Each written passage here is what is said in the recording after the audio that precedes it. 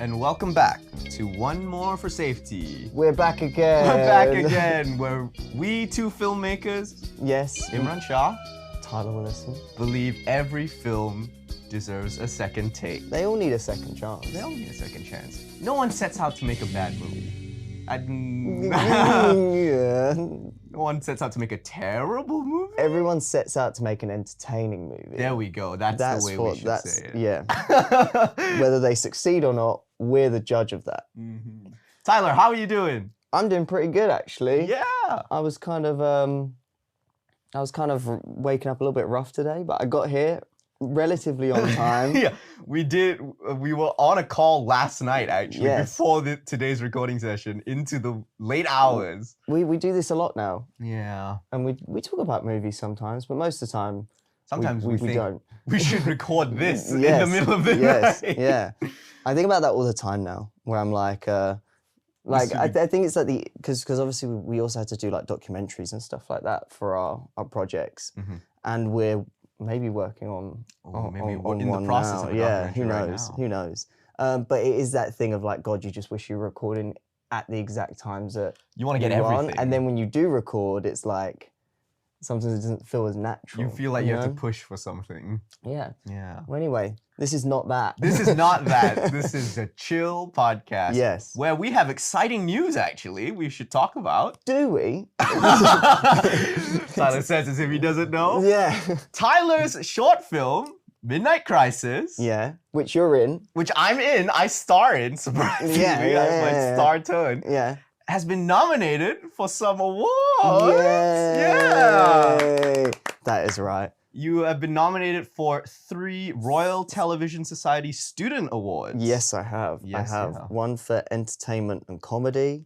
The That's other film. That's general film. Yeah. Mhm. And then the other one is for editing, and then the other one is for our production design. So let's shout out your crew that got Yes. these nominations as well. Shout out to me and Chunni, Daphne, So wait, and hold on. Kinga. You and Chani, director and producer. Yes, yes. Daphne Sanchez, art director, designer, art production designer. That old chestnut. And then Kinga as our editor, Woo! who is amazing, honestly. I couldn't give it enough praise to the whole team, to be fair. So it's kind of surreal, I must admit. I must admit.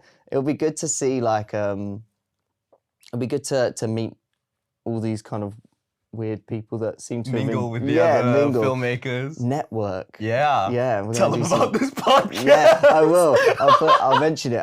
But by the way, have you ever heard of One More for Safety?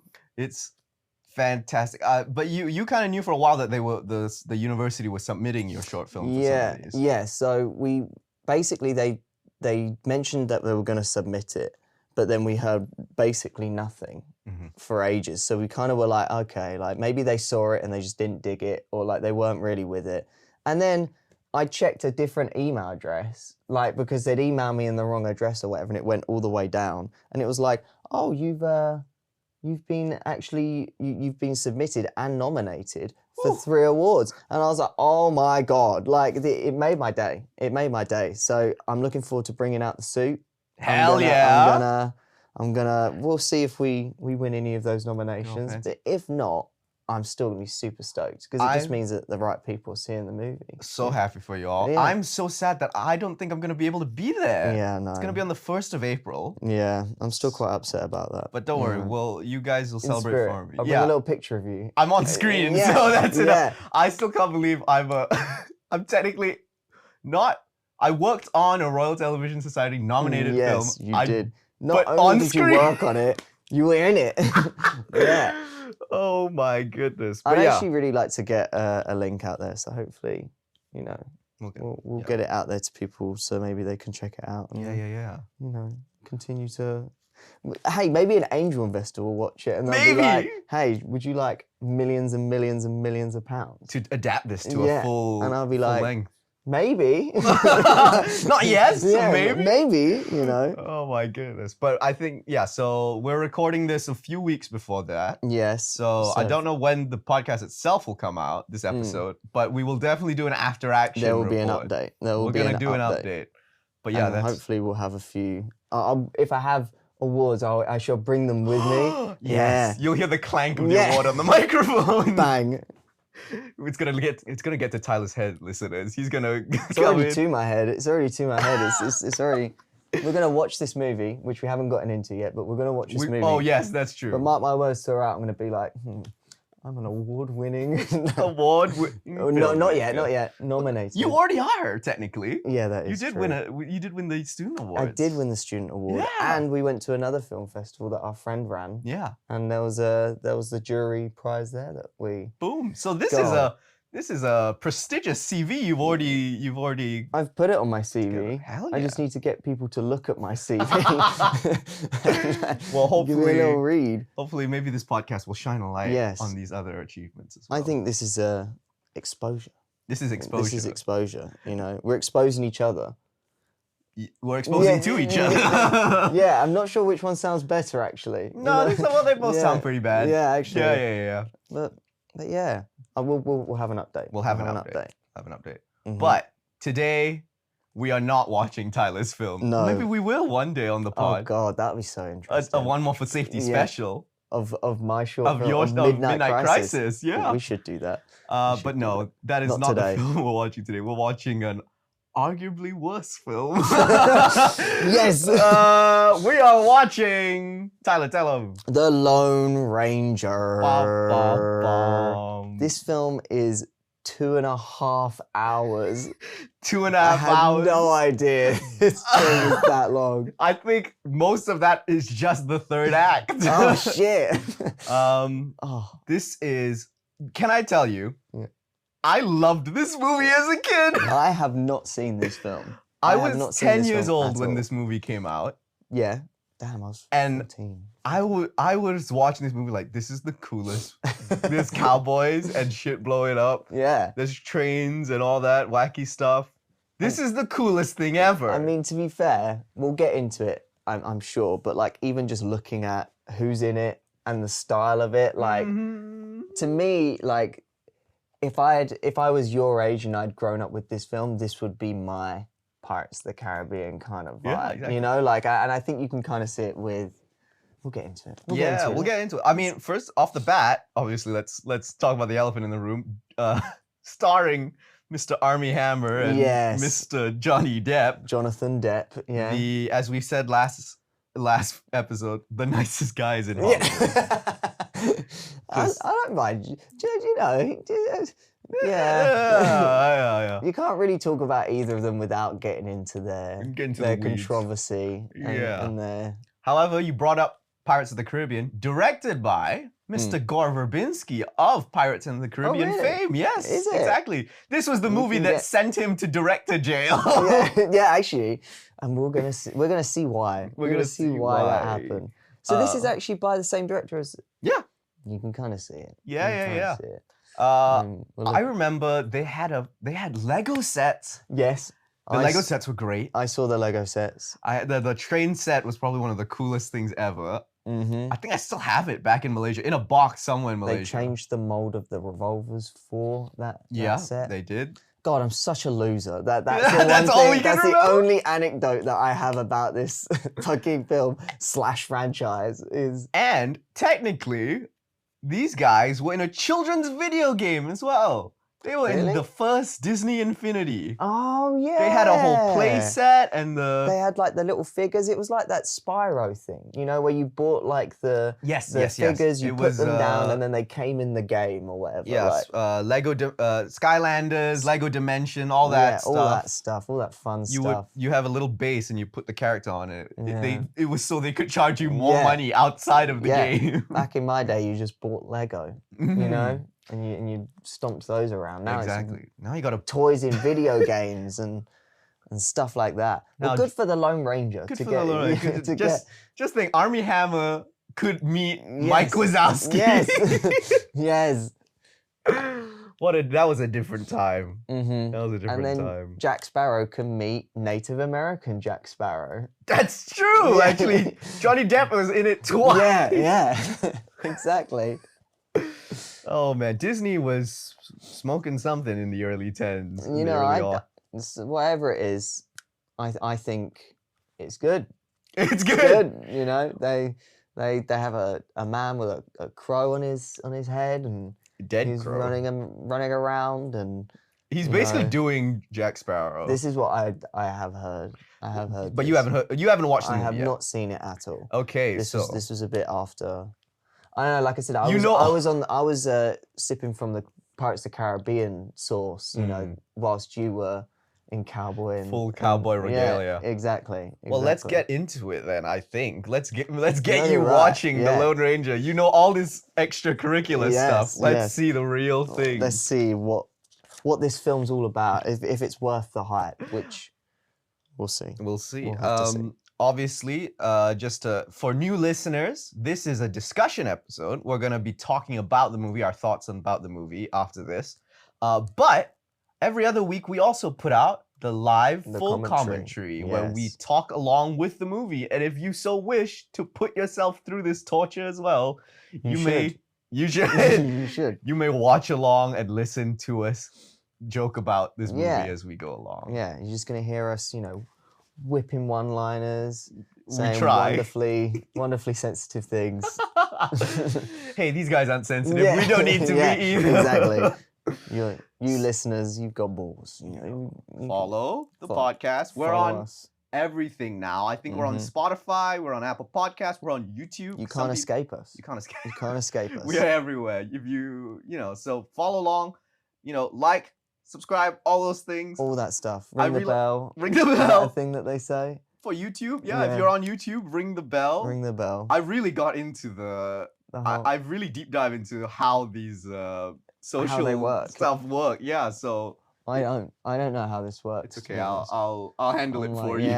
All your little subscribers and Twitter followers and all of that. But yeah, do all that. Follow. Please like and rate the podcast because it helps a lot. Share it with your friends. Do all of the good stuff that helps the algorithm like us more. Yeah. And let's get into The Lone Ranger. Woo! Is this the part where I do like the Indian war cry?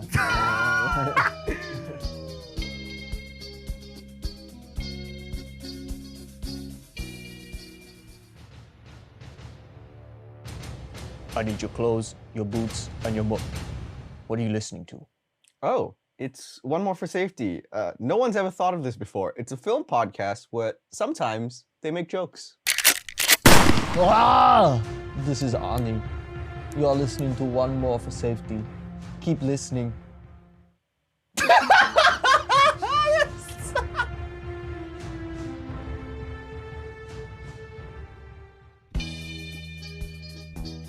Hey, Imran here. If you're enjoying us ramble on about movies, make sure you follow us on Spotify, Apple Podcasts, or that suspicious CD vendor on the street. Don't worry, he's cool. It's just Tyler. Hi. And we are back. We are back. Watching the movie. Same thing as last time. I'm like, how do I intro that bit? And then Tyler, you just see me holding and and you're like, I'm gonna come in. Yeah, I'm gonna dive right in. We just finished the movie. It's a movie. It's definitely a movie. It's a lot of movie. It is a lot of movie. Like we said before the break, I did not remember. I remembered a lot of things about the movie. The length was not one of them. All right, I didn't write any notes, a single note down for this film. And I felt bad because I should have maybe given it more time and thought. But to be honest, I was just kind of entertained by it. You know, I thought it was an entertaining movie. I agree. Long. Like long. Yeah. Too long, I'd say. But the movie is at its best when it's doing the set pieces, when it's doing the action big comedy. action set pieces. That's where GORE Verbinski is really at his most comfortable. It's like you were saying, it's like the most, it's him in his Pirates of the Caribbean energy. There is a lot of piratisms in this, for sure. There's a lot of swinging on ropes and chains and... Aside from, Johnny Depp obviously returning, basically playing Native American Jack Sparrow as Tonto, which I wonder how that must have gone down back in the day. Yeah, well, Tonto seems like a pretty chill guy, so you gotta hand it to him. I think Tonto seemed kind of cool. I do like that they subvert the whole you think oh these you know, the classic thing of like the white man is civilization and the Native American crazy kooky savages, you Yes. know? And then they actually do meet the Comanche and it's like, no, this Seem like pretty chill guys. we you know? cast out Tonto years ago. Yeah. He 'Cause he's a specifically fucking- is nuts. Yeah. He specifically is crazy. He's fucking mental. It's like if you were walking the streets of England, you met a homeless person and was like, he must be the envoy. He is the British man, He the is typical the English man. Typical English man. But no, I actually, I've got to say, for someone who hadn't watched it, I was like enjoying myself throughout that film. Yeah. There's some weird things in it. I was saying, like the Chinese people, the Chinese people. There was what was it? Oh, the Reed family. They had slaves. They had a friend. Was he a slave? We don't know. Let's put it this way. He's one of two black guys we see in the entire movie. But one of them was not a slave. True, one of them was working. He was a pickle man. He was a pickle man. No, that's the same guy who was working front desk at the prostitute. That's it, at the brothel. He's reception. He's the reception guy. Yeah, exactly. Other than that, like, you know, I thought it was pretty cool. Yeah.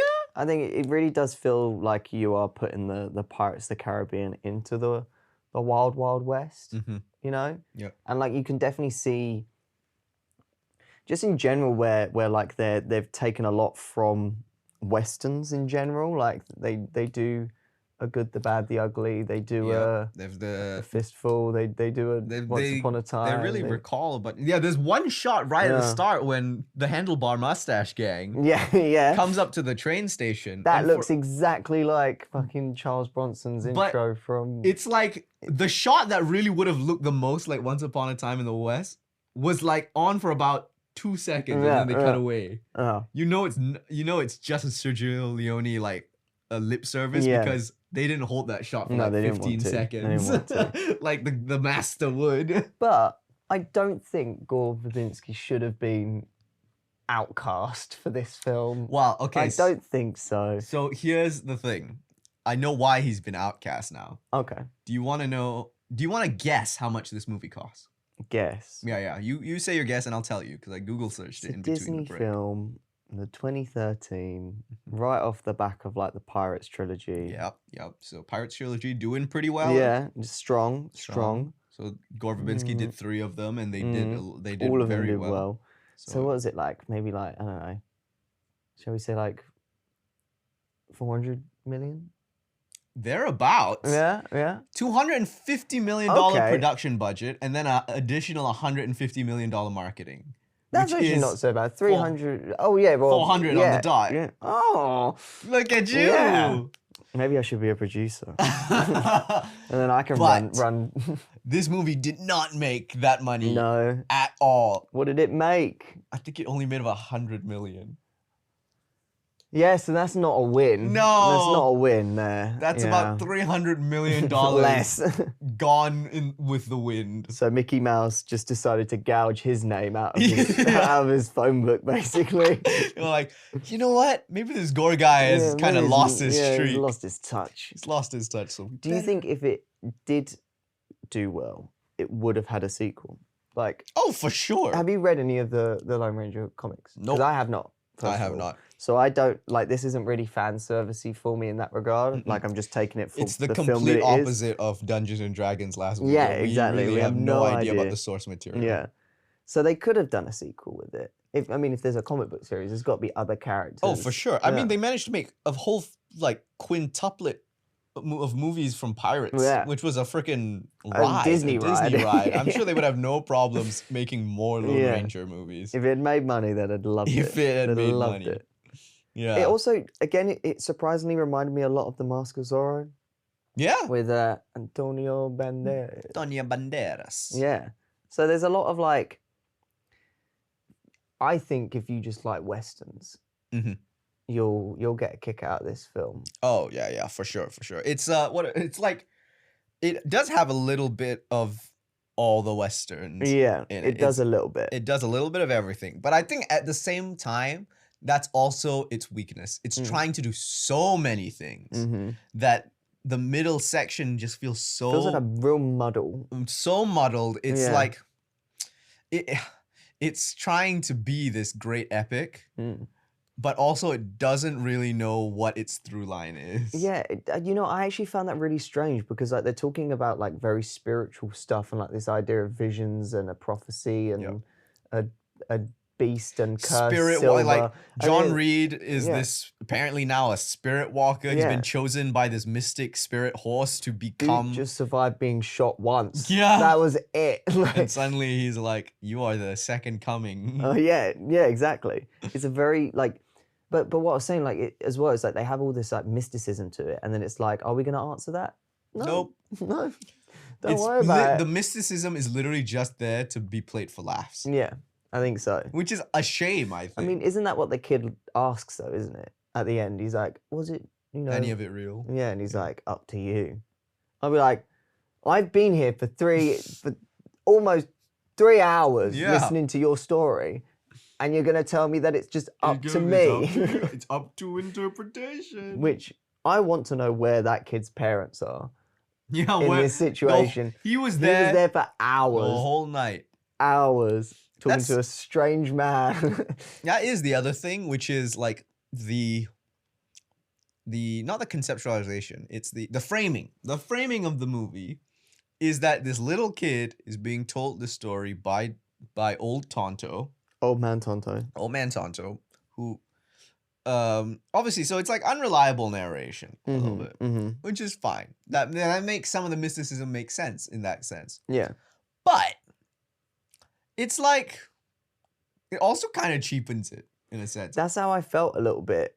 Yeah, where it's just like for example with Butch Cavendish or whatever, and this idea that he's implied to almost like have like this, almost like he's like beast within, or the Wendigo, and like he just fucking dies. Yep. He just gets hit by a train. Yeah, yeah. Bye bye. Yeah, and I was a little bit like, I thought that's where the revenge plot was kind of going. Yeah. You know, like because obviously he did just watch his brother's heart get eaten out. Yeah.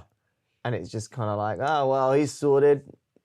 Let's go. Like, it's also like, really, it's kind of it is the inverse of Dungeons and Dragons, where it's like, when we watched that, it was like, the world so fantastical. But we buy into it 100% because the movie takes it 100% seriously. Yeah. The movie never really takes any of the mysticism seriously. No. Every time the mystical horse does something insane, they make sure to make a joke out of it and say, this horse is a little kooky. Yeah, exactly. This horse is a little weird. The mysticism stuff I liked the most was with the bird. The crow. Like the mysticism around that is really cool. Like when the fucking wings when it's like, it's almost when like he's in jail and he's like it's like it cuts away and then suddenly the bird's in a new position. Yeah, I think that's a good gag to me. Like that's good gags.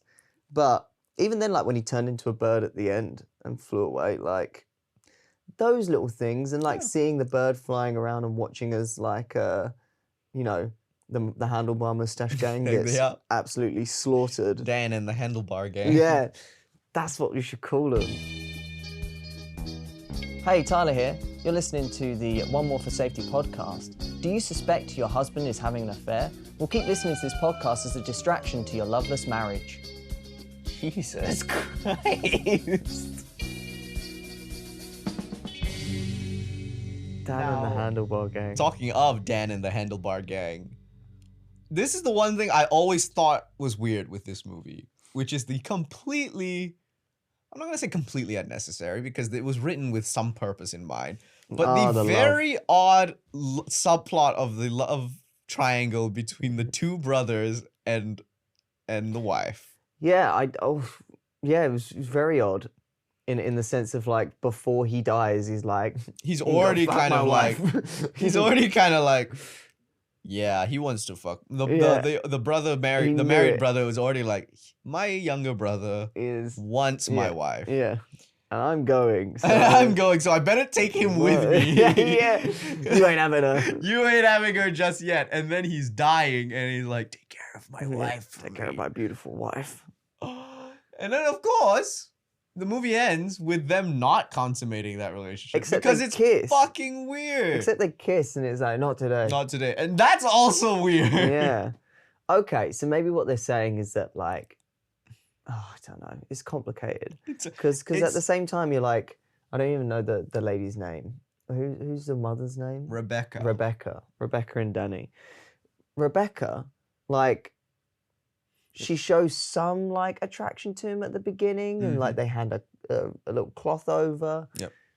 And then, like, I don't understand it. So I don't understand it. Let's make it they're clear with to each other, the- then they're not, then they are, then they decide that they're not. Let's make it clear to the audience at home. Rebecca is Dan's wife, Dan Reed's wife. Dan Reed. John Reed, Army Hammy. Army Hammy. Yeah. Army Hammer's character is John Reed, who is the younger brother to Dan, and at some point in the past had the hots for Rebecca. He moves away, goes to become a big shot lawyer in the city, comes back into town. Dan is married to Rebecca. And Dan kind of knows John wants to fuck my wife. John's into her. John's into her. John wants it. John wants it. And to be honest, it looks like Rebecca kind of wants it too. Exactly. It's so weird. Yeah. Yeah. Like, you have a kid. You have a kid. With and the kid is with the- picking up on it, by the way. exactly, yeah. Even the kid is like, We can all read the room here, you know? yeah. But then they decide no. No. She's like, oh, well, if you ever want to hang out sometime. If you're ever in town, you can catch up you for want some a booty coffee. call. Like, This is why I'm like, why even put it in the movie? yeah, it's a bit odd. Because you don't spend that much time with it. You spend no time with it. No. It's just supposed to be like a connection to the hero that makes them want to defeat the bad guy. Oh Yeah. no, you've got my wife and kids. Well, my brother's wife and kids, you know? Yeah. It's just that. But other than that, like, I think the film in its strengths is just working with It's Tonto and the action. Yeah. It's the action is when the movie's at its best. Yeah. Really, the first action sequence of the movie, that first the train breakout and the third act are like amazing. It starts from the mine shaft sequence. Yeah. In the back half of the movie Both- when it starts to become good again. Yeah, exactly. And both have train crashes. Both- Train crash at the start and the end of the film. It's a nice little neat bow. Yeah. Like, So maybe this movie should be called The Train Ranger. The Great Train Crash. The Great Train. 2 train crashes. The Great Train Crash 2. Yes. 2 trains. 2 more. The lone trainer. Lone Trainer. Yeah, I don't. I also did like the mustache twirling villain who just loved trains Yeah. and decided to leave all of his plan clues like Just open laid out. Yeah. He was so proud of it. Yeah, he was like, look at this map, Yeah. like, which shows you this new trail over the Comanche territory. He makes a and- point to be like, quick, hide Rebecca and Danny from Yeah, John. but we'll so leave that he everything won't- else But we'll out. leave everything else on the table. Everything else will stay exactly as it is. Just like. So let's talk about the middle slump, because obviously we love the first and second. We love the first act and the third act. Let's talk about the middle slump. Everything else is just a bit of a mess. Yeah. They go to Tortuga, but not Tortuga, and they meet. Who's the actress? Helena Bonham Carter. Yeah, Bellatrix Lestrange, yeah. She's playing the head of the brothel, Head the hooker. head hooker. Head hooker. She's got that beautiful ivory fake leg. Sick leg. Sick leg. Sick leg. Sick That leg. reminds me of that zombie film. Which one? There's a zombie film where a woman literally like attaches an AR-15 to her leg. Whoa.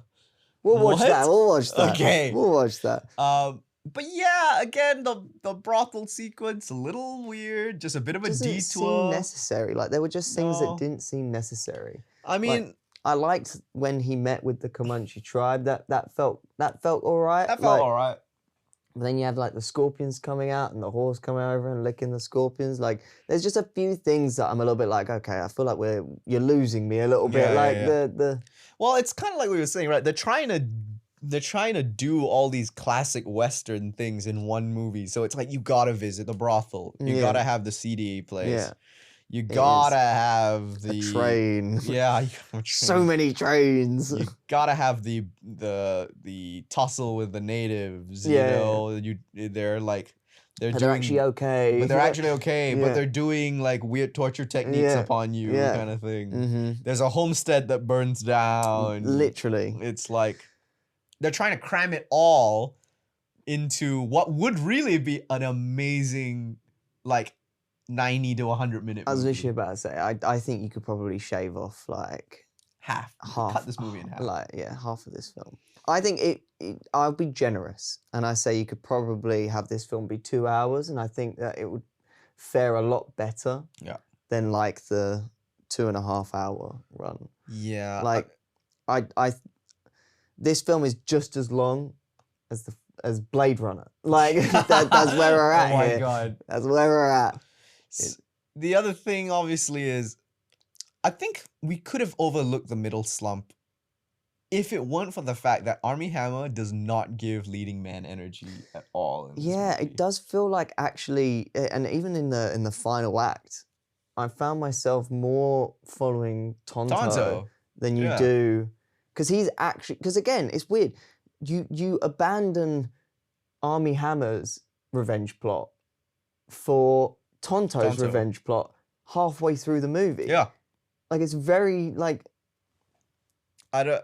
It does seem like halfway through, they're like, actually, we kind of prefer Tonto. Well, like, it's also... like, it's because Johnny Depp's performance is still charismatic as hell. He does steal every scene that he's in. He steals every scene he's in. You know? And, like, it just feels... feels like someone's pulling way more weight upon this pair. It does. It does. And also, like John just does kind of play the straight man in a lot of it. And like, he's kind of like the voice of reason. Mm-hmm. But it isn't really his story. No. Again, like, it's the story of Tonto's revenge. It really is. Like,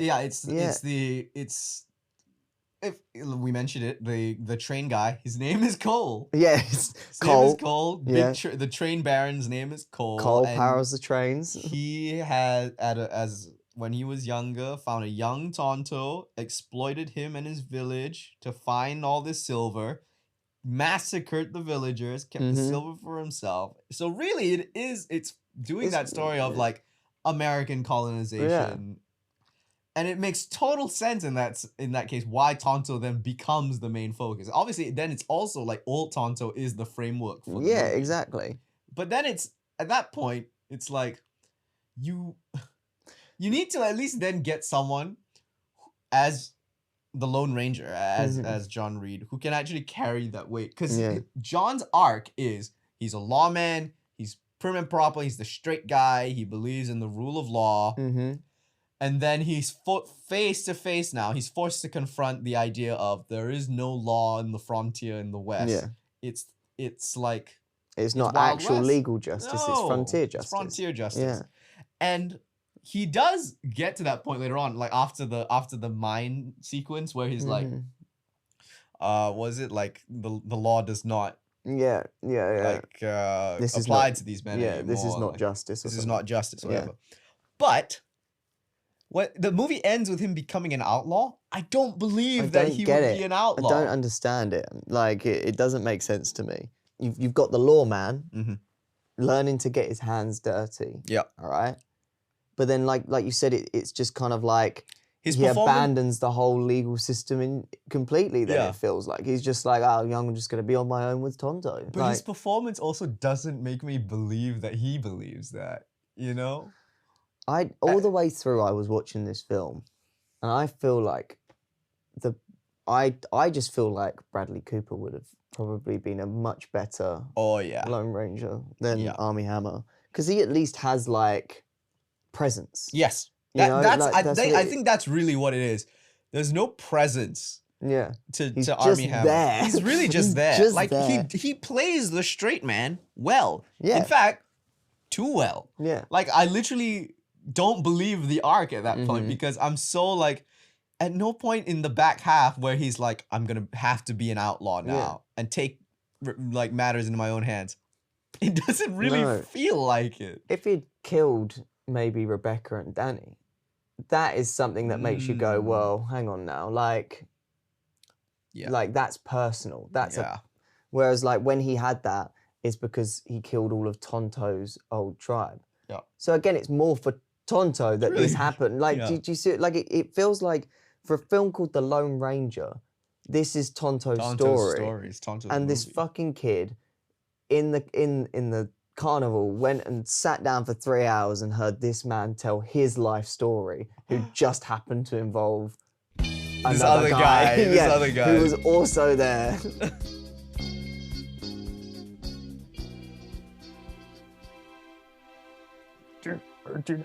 There is no. Okay.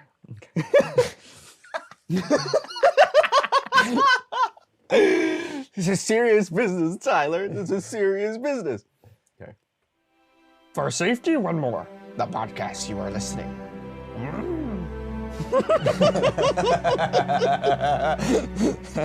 Oh, that's brilliant. I love that. Okay.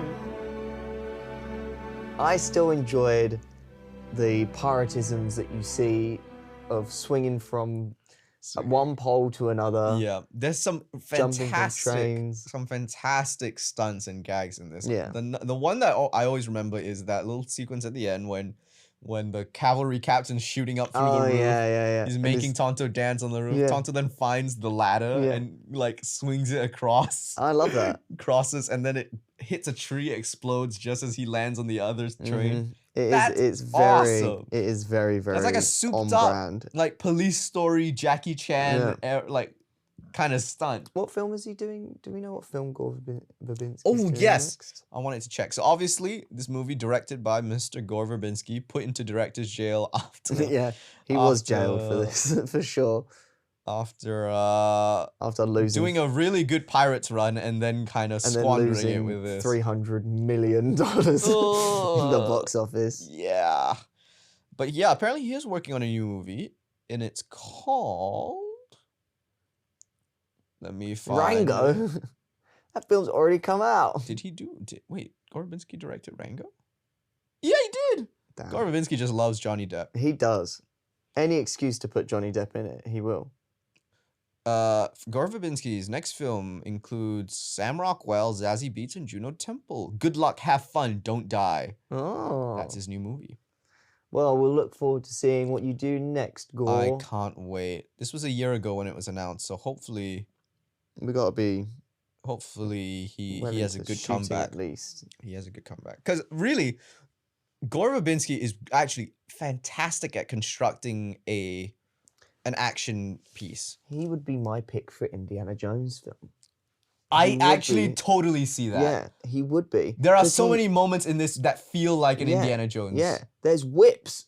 There's whips. For example. Multiple whip moments. Yeah, but like, no, he is at his best with this kind of buddy cop dynamic between the two characters. Like, you had a similar thing with Jack and Will in The Pirates, and then big action set pieces where you've got splintering wood going everywhere. He understands how to marry like visual and practical effects really well. Like that, I was saying this in the commentary. There's a moment in Mission Impossible: Dead Reckoning, which does in essence the back half of this movie, which is the train, the runaway Second train crash. Yeah, exactly. There is a moment in Dead Reckoning where a train careens off an exploded bridge, flies off the broken tracks, smashes into the water in the river below, and they shot it for real. They actually ran a train across track, threw it off a cliff, smashed it into the water. They did it in real life for Mission Impossible. And what did they do? They said, not good enough. They said, not good enough, and then had the plate of the train flying off the track, but then added a bunch of CGI around it. Now, I'm pretty sure this take on it in The Lone Ranger is in essence the same thing. But for some reason, when the shot came up this time, I was like, that felt so much more real than the Dead Reckoning one, and I'm not sure what it is. Yeah, because I haven't seen Dead Reckoning. Like, I think it's just the way it was shot. Yeah, it as wasn't. well. I don't think it was practically done that. No, not all. Not at all. Not all of it. Not all of it. But that's like when the train is at the edge of the thing. That's a practical set that they're definitely stood on. But something about the way it's shot just marries together better. You know what it is? I think it's the lighting. I think it's the way it's lit because it's in the desert. and there's like barely any clouds. You know, there's one hard sunlight source, right? So all of the shadows are really harsh. Yeah, yeah. There's something about the way Dead Reckoning is shot, because it's in the valley. It's got this really soft light everywhere, which so it feels a betrays bit it. uncanny. I think. Yeah, I think it makes it feel like it calls attention to the CGI, because the lighting is kind of got this flat, so safe soft. Yeah. lighting, which is a shame. No, I think you probably are onto something there. Yeah. I must admit, for the final act of this film, there's 2 trains crashing. There's 2 trains. So they've upped the stakes from Act 1 to Act 3. There's 2 trains.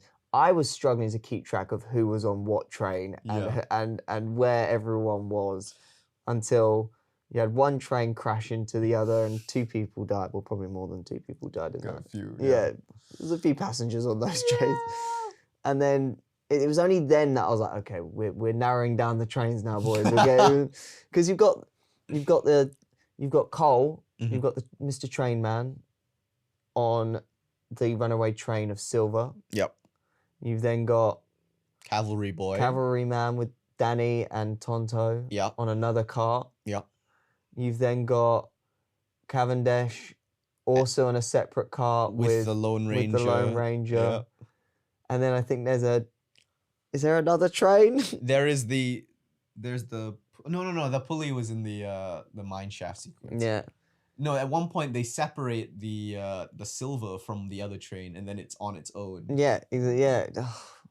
So it's complicated. It's funny because I was gonna say when Gore is doing his like smaller scale stuff, it's very easy to track geography. I think that's really what he's best at, where it's like it's very clear who you're following, why like this Rube Goldberg of action, where it's like one domino hits another domino, hits another domino. Usually it's very clear.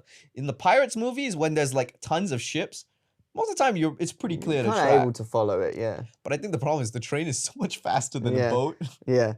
I also think with the train, as opposed to a boat, like when you look at the Pirates films, each boat looks very distinctly, distinctly different from the other. Like the Flying Dutchman is all green and mossy. Black Pearl's black, and then all of the British ships are kind of relatively normal, like regular galley-looking ships, you know? Yeah. But you can keep track of who's on what ship and what they're doing.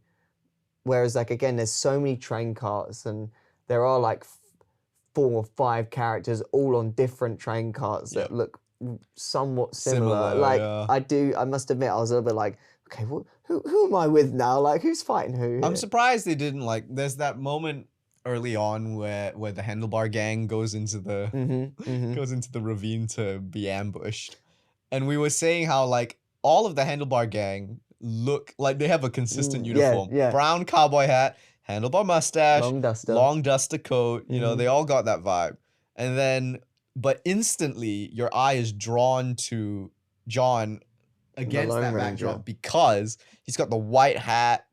And it's like, and he's not tall. Scruffy. He's not as scruffy. He's clean shaven. So it's like, it's very clear the delineation. Like by production design, you can very clearly make out the difference. Spot who the guy is. Pretty bad for when you're in a posse because it feels like you're about to be the one picked off first. He's the leader. He's the leader. He looks different than everyone else. Exactly. Get it? Yeah, exactly. Also, it's like you have this tall white hat. That's asking to be shot at. That's a target practice, bro. Like you're gonna have a hole in it by the end of any encounter.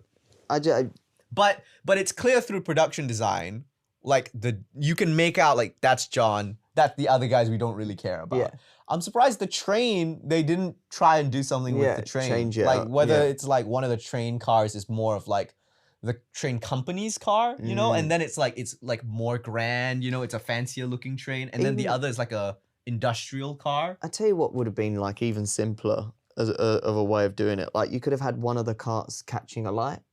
Then you know that there's a regular cart, there's the cart on fire, and then there's the silver. There's the silver of the runaway. Do you see what I mean? Like something as simple as that, like where you're like, okay, well now we're with, say, the Lone Ranger and Butch on the cart that's on fire, you know, and now we're with Tonto and the cavalrymen in the nice cart, and then we've got you know, the silver. The silver running away. Yeah, I don't know. Again, it's a weird blemish on what is otherwise a really great set piece, a really strong set piece from Gore Verbinski. It's a really fun third act, actually. Yeah. And the music, gotta give it let's shout out Mr. Hans Zimmer, who I didn't realize did the score. Makes sense. Makes sense. A fantastic reimagining of the William Tell Overture. Yes. Like, literally, I don't think there's any point in the third act where there isn't the William Tell Overture playing. Yeah, and it doesn't feel out of place. No. It doesn't feel out of place at all. I actually was going to be like, you know, is this like going to be the Lone Ranger's theme now? Like, well, I mean, they didn't do another film, so maybe, but we'll never know. But like, it felt like that's what they were gearing up, was like, this is the Lone Ranger, like, you know, the cavalry coming in, really. Exactly. You know? Yep. Hey, Imran here, reminding you we also post live commentary episodes of the movie we're talking about the following week. So make sure you tune in if you want to watch along with us. With facts like how Viggo Mortensen broke his toe in the film of the shootout. We don't talk about that. Sorry. Speaking of the cavalry, let's talk about the U.S. Army. Yes. There's a little subplot with this. It is an interesting commentary. Wherein the U.S. cavalry comes in to kill a bunch of these Comanche because they were told that the Comanche had killed a bunch of white homesteaders. Yeah. But that was not the case. The Comanche were being set up by Mr. Train Coleman. Yes. Who has Mr. hired Cole himself. Mr. Cole himself. Who hires a bunch of white outlaw bandits. His brother, Butch Cavendish, to dress up as Comanche and attack the homesteads. So the U.S. Army, being told, gets juked and says, we better kill these Comanche. Better kill all of them. And they did. Yeah. And then when confronted with the thought of, hey, these guys are bad. They got you to kill Comanche. And it's like, oh, so I've killed innocent Comanche? I better double down. Kill more of them. I was about to say, you know what I'm going to do? I'm just going to kill more. What the fuck? Like, it is kind of an interesting... accurate to the time, I guess. I suppose, but it's... They didn't treat anyone nicely. No, the U.S. Army never treats anyone nicely. Yeah, you really hear that, changed. U.S. Army? Yeah, it's right. We're coming for you. There goes the sponsorship. Damn it. Oh. No longer sponsored by the U.S. Army. Damn. But yeah, stuff like the brothel section was like it comes and goes, and like ultimately the brothel section is just there to introduce Helena Bonham Carter's character, who then plays a small part in the third act later on. Yeah. But still a part. Still a part. Using that leg shotgun. The leg shotgun, because her leg had been eaten by... A whole leg. Her whole leg, up to the thigh. Exactly, a whole fucking leg. Dude had a feast. He had a whole feast. And so now she has this beautiful ivory plated leg, fake leg, hot, with a shotgun inside it. Even hotter. Although imagine like she obviously had that thing preloaded. She didn't cock that. There were shells inside the leg already. She had already had that locked and loaded. She had that locked and what happens if you like trip and fall once and then it activates? Yeah. So it misfires. Yeah. Right into the ground. Yeah, That's gonna exactly. hurt. Your leg goes, woo. Yeah. Let's talk about the other elephant in the room though. We haven't talked about it yet. The two leads. Yes. Yeah, played by... The great Johnny Depp and the Armie Hammer. Yeah. Armie Hammer of Social Network fame. Is he in Social Network? He's the twins. Oh. Yeah. I can't remember. What else is he in? He was in the Death in the Nile film, wasn't he? Oh boy, yes he was. He was in that film. Yeah. He's been in many other films. These are the only two that come to mind right now. They're the only ones that come to It's mind. always like when I hear Armie Hammer, I think Social Network and Lone Ranger. Yeah. Interesting. A lot of cannibalism. Yeah. There's a lot of reference to eating people. Yeah. And like eating your own kind. Like there's rabbits that even eat them. Rabbit. Yeah. Rabbits eat rabbits. There's a dude that eats a heart and a leg, and then there's like also weirdly shot because it looked like he cut his. It did look like he cut his dick off. It did. He chowed down on the man's dick. He had the knife on his stomach. Yeah. And like, we had a moment where we were like, did he just eat his dick? Like, it's like they say later on, like, oh, whoa, you ate his heart, dude. yeah, But like, that's really low for the heart. yeah. Thank God they said that, because they could have just left it completely like open-ended, and then we would have just for the whole time have been like, this fucking guy Like, shoots his brother and then eats his brother's dick in front of him. Like, At one point I was like, maybe it's liver, because it was like at least belly button height he sticks the that knife knife was in. the knife was a belly And when button. it cuts to the wide, there's no blood up on his chest and clavicle. He ate his it's dick. all down there. Yeah, he ate his penis. And then obviously, so Butch ate Dan Reed's heart. Mm-hmm. Bye-bye. Mm-hmm. He eats Helena Bonham Carter's leg. Bye-bye. What else does he eat? Does he eat anything else? I believe. One of his yeah, friends is shaving And he's him. like, yeah, and he licks the. He licks the blood after Which, the by friend the licks way, him in the. was mostly shaving foam that he Mostly licked. shaving foam, that he yeah. licked. And also, why would you lick Yeah. the blade? Because that's probably gonna hurt your tongue. Yeah. But he was into it. But he was into it. He just, you know what? He had an aesthetic, and his aesthetic was. Army Hammer in real life. Yeah. Yeah. I'm inspired by you, Army. There was that shot where it's Army Hammer's eyeball, like in close up, and you're seeing the reflection of his brother Dan being eaten, and he's like, I'm inspired. I'm into this. that's his origin I'm story. gonna text that woman about this later. Oh my god. Again, allegedly. Allegedly, We can't say that he did actually eat people. No. But if any of you have not listened to his very long 1-hour interview with Piers Morgan, I have not actually seen that. I have seen that. You recommend? I would recommend, because he truly is insane. This Really? man is insane. He at no point does he apologize for the quote-unquote allegation. Yeah. He doubles down and says, Oh. I don't know why these ladies would say these things.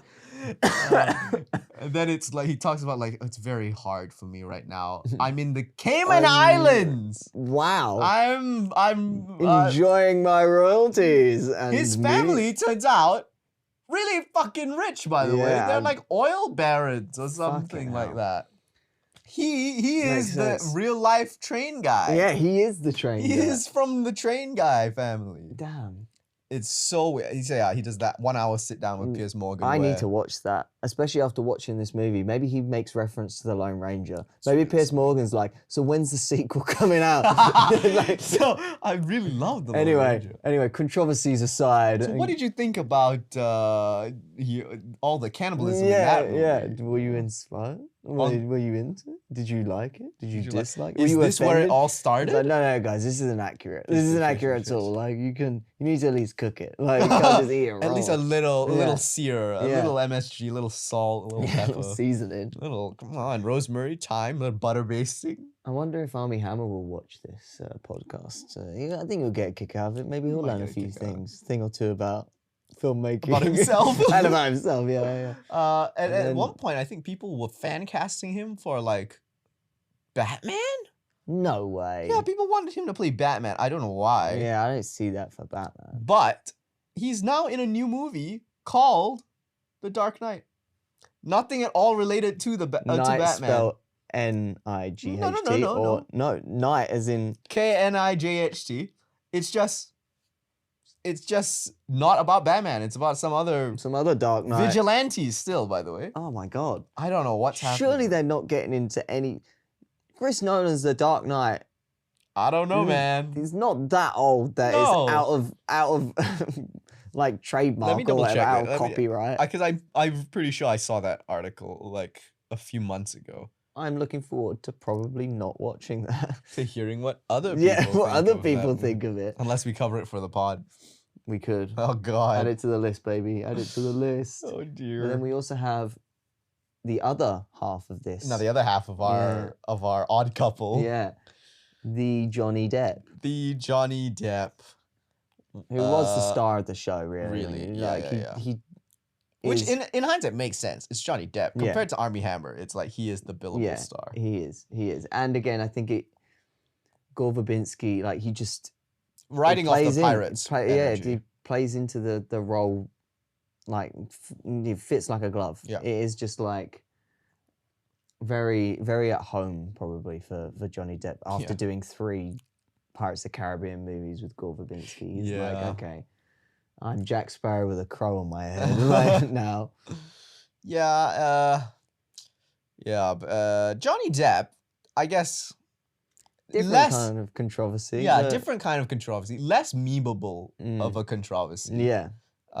We don't know obviously what's going on between what. Well, I know he's not working for Disney anymore. He definitely ain't working for Disney anymore. He's probably thrown in the towel. So we won't probably get a Lone Ranger sequel with Tonto back. Also, I don't think we're ever getting a pirate sequel with Johnny Depp. No, anymore. no, we won't. I think that bridge is burned. Which, to be fair, not mad about because the first 3 perfect trilogy. I don't really care about the other ones all that much, if you ask me. Yeah, I think they're trying to reboot Pirates. Yeah, I heard they were doing like with Margot Robbie or something like that. Something like that. Or Karen Gillan, I heard. That would be kind of fun. We'll see. We'll see. I don't know. Have you ever thought about murdering your ex-wife, co-worker, or that person who catches your heel in the street? Yes. Well, you probably have a lot of free time on your hands, so why not check out the audio commentary of that thing that we're watching, where we might discuss that. Oh. Probably. Oh.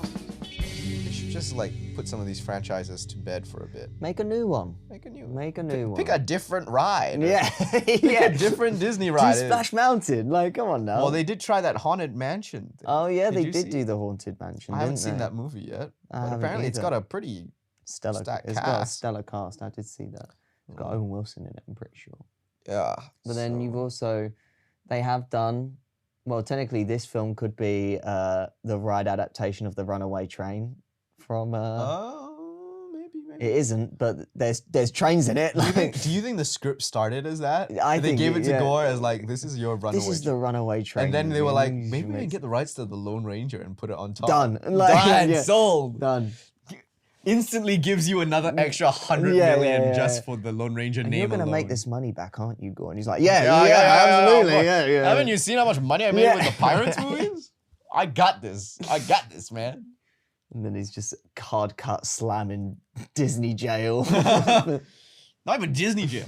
Straight up director's jail. Yeah, you're right. Like, This is the last movie he made for a while. I do think, but is that self-exile, do you think, or is that gouged out of phone books kind of exile? That's what I wonder. Because That's I imagine true. with the amount of money that they spent on this film and the amount of set pieces that they have, again, it's a 2.5-hour film. I wouldn't be surprised if after seeing the reviews and the lack of box office return, he just kind of went, fuck it. Like, I'm going to take a little break for a while. He did make a movie in 2016 called A Cure for Wellness, but I've heard of that film. I have never watched it. And I've heard of A Cure for considering the Wellness. fact that it came and went, I have a feeling he tried his hardest to get out of director jail. And this was it, and it also did not do well. So, unfortunate. Strike one's okay, but Strike get two films. is, You're out, mate. You're out. So really, he's on his last leg. He is. We'll have to. He'll need a shotgun leg now. Yeah, he will. He'll have 2 shotgun have 2 legs. shotgun legs. But if we do watch this film, this new one that's coming out, not the Dark Knight, the other, the Gore Verbinski. Oh, sorry, the Gore. film. Yeah. We do watch this film, What was it called? and it does end up being A hit. a hit. Maybe he'll come back and do more action adventure films. Here's my pitch. Now that you've mentioned it, because after you've said after you made the Indiana Jones comparison, I can't unsee it. Like Yeah. he would be a perfect It'd be fit amazing. for an Indiana It'd Jones. be amazing for it. Short round movie Oh, with yes. Now Ki Kwan, Yeah. who has the stunt. He He's got does the have the stunt stunt background. capacity, yeah. He can do it. Mm-hmm. Directed by Gore Verbinski. That would be pretty sick. It would be awesome. Just do an Indiana Jones film, but with all of the companions and no Indiana Jones. Just picture. Okay, Gore They're at Verbinski. his funeral. Or Gore something like Verbinski, director, short round. Ki Kwan comes back as short Yeah. round. He's an older short round now, Mhm. but he still has the Yeah, still has baseball the cap. cap. He still has the baseball cap. What would the adventure be? Like, obviously, you got to get John Williams back. that. Yeah, Got to get John if Williams back. if he's willing to come back. If he's willing to come back. Harrison Ford, he might not want to do it anymore, which is, you know what? I think he kind of got burnt by that Dial of Destiny film that he. But he really- really he seemed really passionate about it. I think Ford loved Dial of Destiny. I think Harrison Ford just loves Indiana Jones. That's true.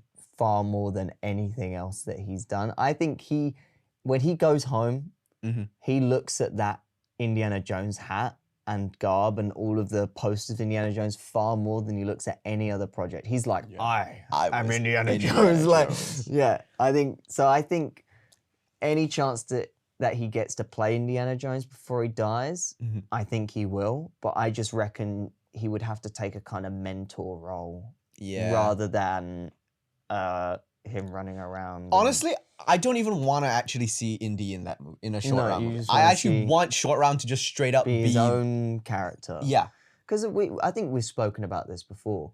We haven't watched the film together. We'll put that on the list. Temple of Doom. All right. Ooh, yeah. But Temple of Doom did well, and it's not. Well, I guess some people consider Some it a people don't stain like it. on the Indiana Jones. Like, I think it's great. So I guess in that sense, yes, it's perfect for the pod. We'll think about it. But Short Round makes a far better protege than any other character in the Indiana Jones franchise. Better than better than his own fucking son. Yeah, he's better than Mutt. Yeah. He's definitely better than Helena. Yeah. Like, Short Round should have been the continuation of Indiana Jones. He could well be. Take out the fedora and keep him with the Get cap, the and baseball that'll cap. be the new fedora. Oh, hell yeah, dude. Do you see what I mean? Wait, Like, okay, he's okay. fucking he's saving his baseball cap in dungeons and shit like that. Yeah, Like, he's doing the yeah. exact thing he's doing with the... Okay, let's think about this. Okay, Ke Huy Quan now, he's obviously a bit older now, so think of it like that. Short Round has to be that old. What era, then, of the adventure would it be? It would have to be like... Well, how old is he in the second one? I mean, he's like 12, isn't Yeah, it? 10, 10, 12 something like that. in Temple of And Doom. then how old is he now? He's like 40, 50s. Let me just double check. Talking about fucking Indiana Jones But I think Lone Ranger. this is actually like really Gore Verbinski is the star of the Lone Ranger. Yeah. He's the thing that makes this movie He is the one still that as does fun in spite of all the things working you against are right. it. It is the Verbinski-isms. The Verbinski. Okay, so Ke Huy Quan is 53. Okay, so that means at 10 years from the Second World War. Oh no, sorry, he's 10 in 38? Yeah, because it's before. It's actually before. Yeah. Okay, wait. So let's so he would have to be at 40 years. It would be the 70s. Yeah.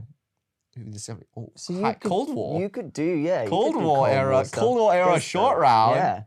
Against the Russians. Yeah. Short Round versus the Russians. It's not the Nazis anymore. Well, I mean, they already did that for King of Christmas Carol. But still. And then he's saving other little children or other slaves or... It's like Short Round in Vietnam.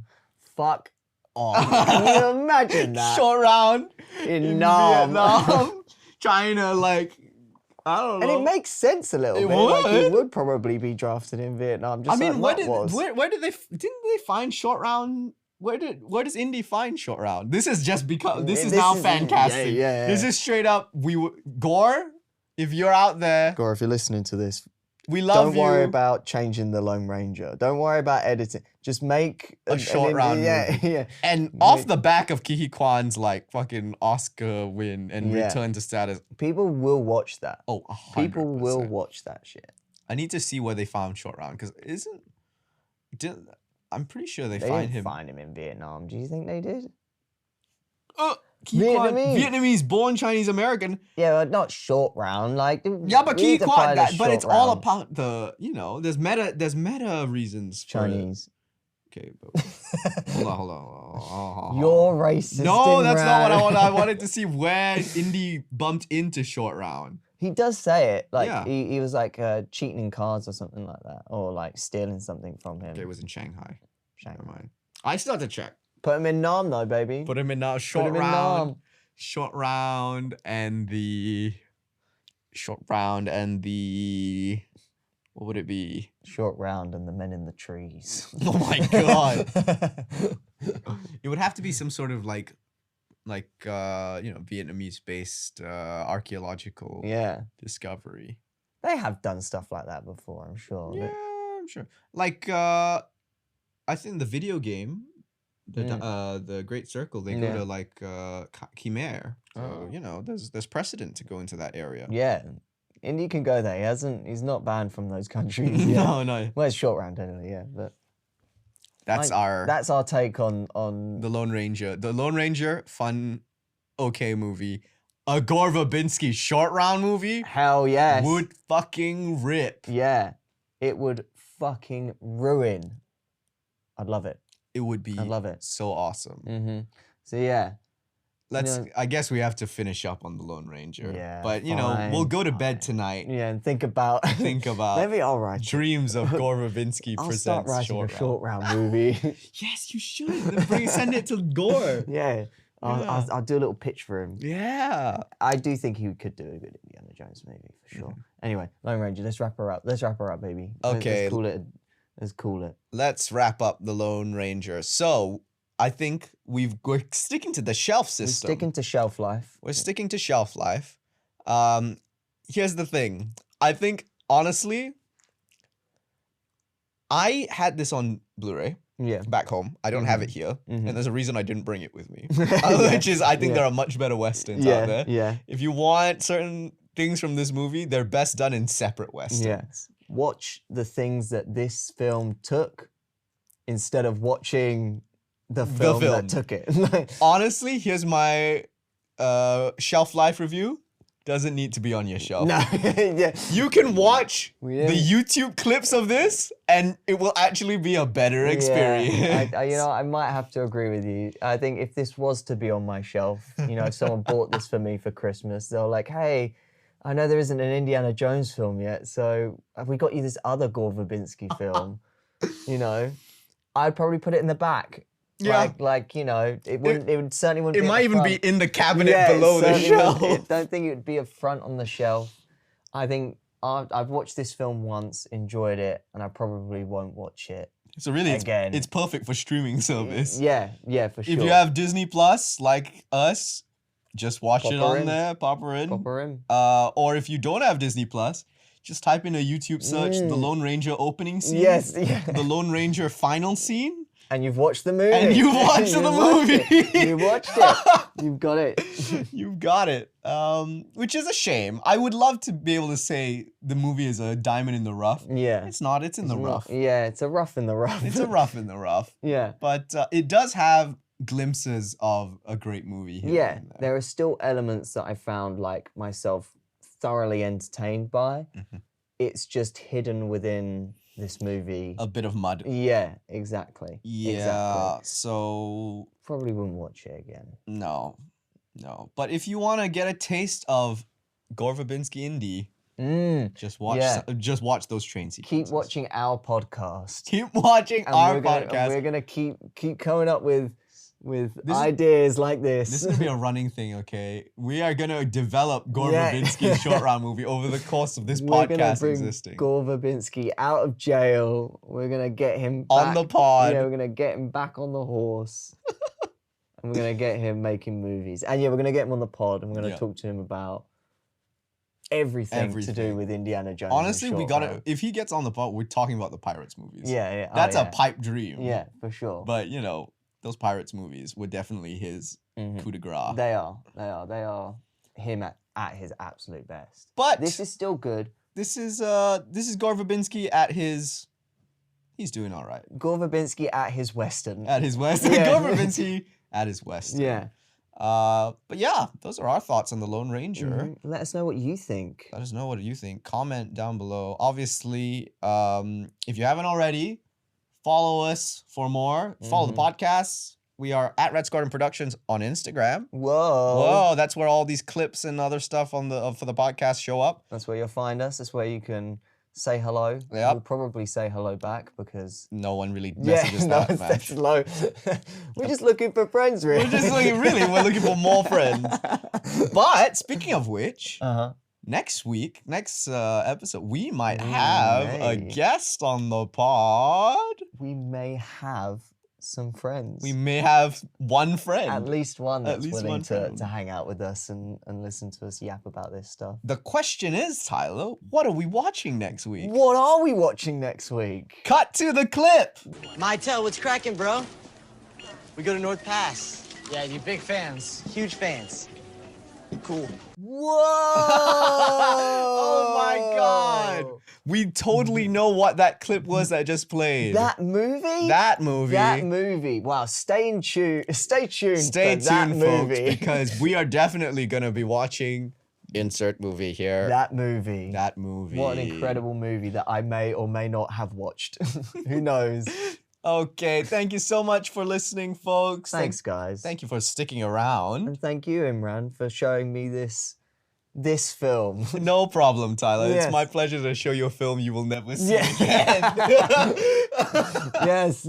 And of course, if you enjoyed our thoughts on the movie, don't forget next week will be the commentary track for this Lone Ranger. So if you want to listen along with us or you want to hear our thoughts in real time, You just really, really, really want to watch this movie. you want to hear 2 hours and 30 minutes of us going, Yeah. Yeah. Wow, I like that bit.